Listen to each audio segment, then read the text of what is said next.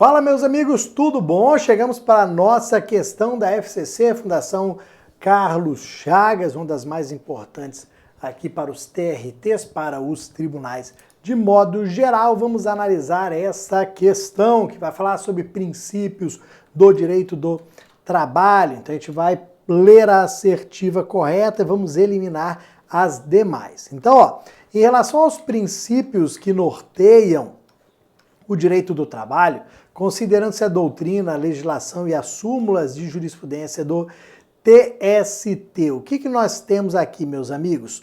Assertiva considerada correta, letra D.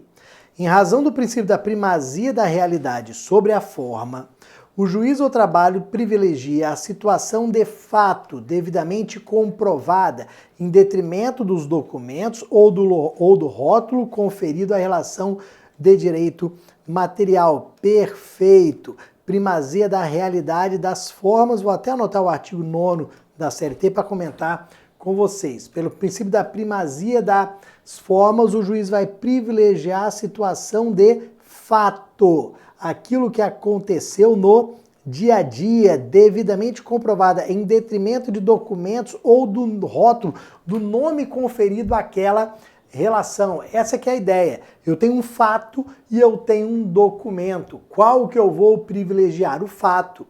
Porque o fato é que o Bruno era empregado. O documento fraudulento dizia que eu era sócio, que eu era um prestador de serviços, que eu tinha autonomia, sendo que o fato demonstra que eu não tinha autonomia, que eu tinha pessoalidade, habitualidade, onerosidade. Então, eu vou olhar para aquele documento e vou desconsiderá-lo.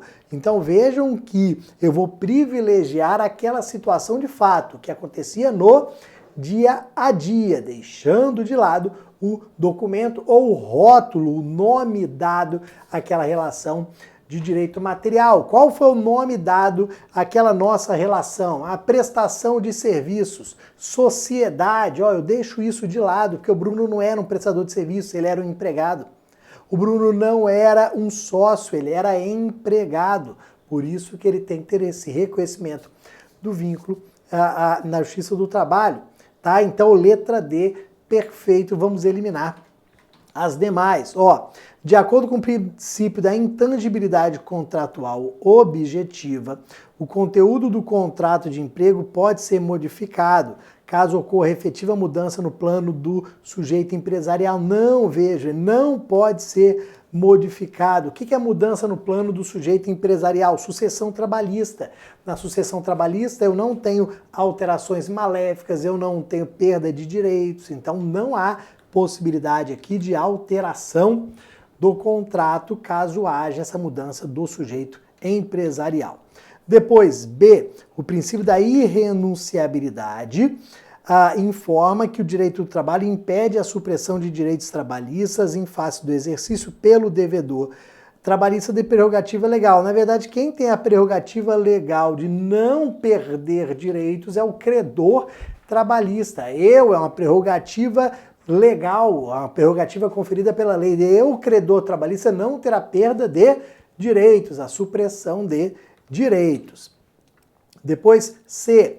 Não há nenhum dispositivo expresso que atribui aos princípios uma função integrativa ou que indique a primazia do interesse público aqui na CLT, porque a mesma regula o contrato individual. Claro que há dispositivos, podemos colocar o 8º e o 9º da CLT. Os princípios serão utilizados com a forma integrativa. E isso está no artigo 8º da CLT. E o artigo 9º da CLT diz que essas tentativas de burlar a legislação trabalhista não vão produzir efeitos. Eu não terei a produção de efeitos nestas tentativas de burlar, de impedir a aplicação da legislação trabalhista. Ok? E a última, o princípio da continuidade constitui presunção favorável ao empregado.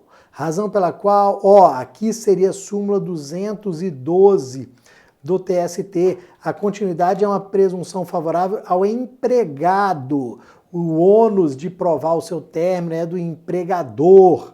Então, houve a inversão ali nessa letra E em relação à súmula 212 do TST. Tá bom, meus amigos? Aqui uma questão, então, sobre princípios, essa parte inaugural do direito do trabalho. Daqui a pouquinho eu volto, espero que estejam gostando. Um abraço para vocês.